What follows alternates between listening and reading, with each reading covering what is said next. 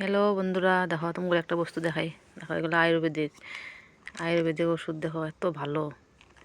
কি কারণে কইতেছি জানো? এগুলো ওষুধ আমি না, আমার এত ব্যথা বিষ, আমার না অনেক কয়টা বেমার আছে, কিছুট আছে, মানে বহুত বহুত বেমার আছে, হার্টের প্রবলেম আছে। নিয়ে এলোপ্যাথিক দেখাইছি, দেখার পরে হোমিওপ্যাথিকও কমে না। পরে লাস্টে একজনের থেকে খবর পেলাম, কয় কি আয়ুর্বেদিক ওষুধ বলে সেই ভালো। তো আমি গেলাম, প্রথমে আমি বিশ্বাস করি নাই, পরে গেলাম। তো যাওয়ার পরে ওষুধগুলোর কিন্তু দাম প্রচুর। কিন্তু এখন 1 মাসে হলো প্রায়, ওষুধ আমার শেষের দিকে, কিন্তু এত ভালো কাম করলো ওষুধগুলো, মানে কোয়ার মতো না। দেখো এই যে এগুলো ওষুধ, এই ওষুধটার দামে 800 টাকা। আমি আগে মানে তখন টাকার ইটা দেখলাম, আমি বাহ এত দাম, ওষুধ কাম করবো না নাই। কিন্তু ঠাকুর করক, ওষুধ যে আমারে কাম করছে না।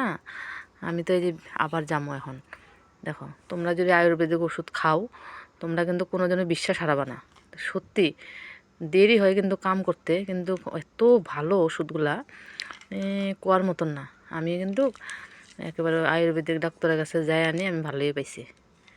আবার যামো, আমার 3 মাসের ওষুধ দিছে, তো আমি 3 মাস সম্পূর্ণ ওষুধ খামো।